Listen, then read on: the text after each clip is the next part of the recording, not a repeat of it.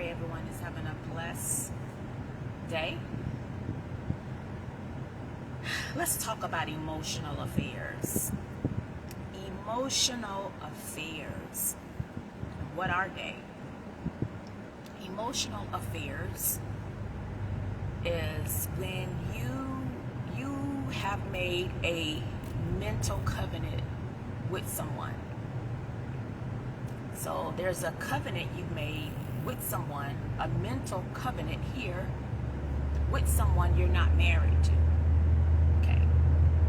So you are pretty much thinking about being intimate with this person or even sexually active with the person. Emotional affair. Okay. It's an emotional affair. It is sin. If it is not corrected in time, it begins to spiral out of control, meaning it gets to a place where you have no control over it, okay?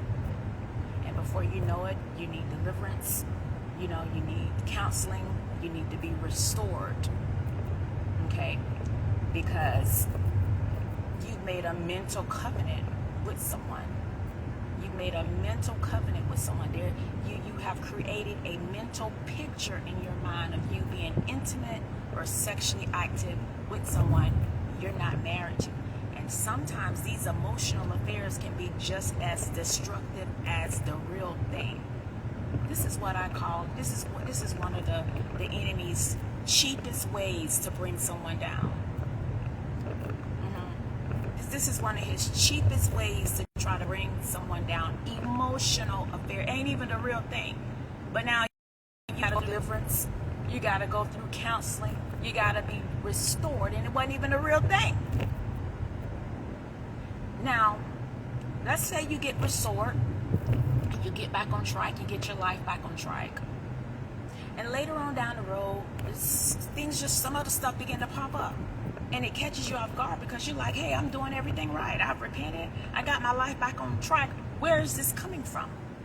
Well, what you are ignorant of when you create these emotional affairs is that you are opening the door to the enemy. And whenever you open the door to the enemy, you have no control over what he's going to sow in you. You have no control over what he's coming through the door with. So you think you just had an emotional affair and you can just repent and get deliverance and counseling and now you're restored and now your life is back on track. It is. But he sows seeds in you. You have no control over the enemy and what he brings through the door when you open the door to him. So that is why your life is back on track. You're doing good. You're fine. And then other stuff start to pop up and you're like, where is this stuff coming from? Well, it's seeds.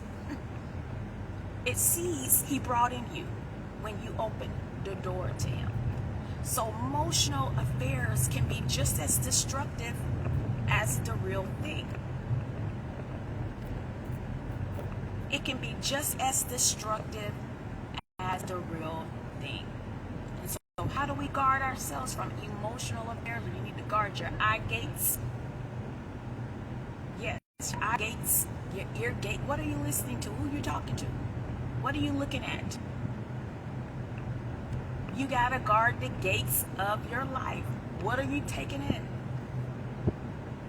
What mental picture are you creating? Which I call a mental covenants. And so once this emotional affair begins to spiral out of control, now all it's looking for is an opportunity for the real thing to take place. But sometimes the enemy doesn't even have to bring the real thing, because the emotional affair is just as destructive, can be just as destructive as the real thing. But thank God you didn't, go as far as the real thing. But still, you want to guard yourself from emotional affairs. It's still sin. It still has great consequences. Okay? It still can tear your life up, tear your family up. So you want to make sure you are guarding the gates of your life. Okay, so that you don't commit the sin of creating an emotional affair or a mental covenant. Okay, so my brothers and sisters in the Lord, you all be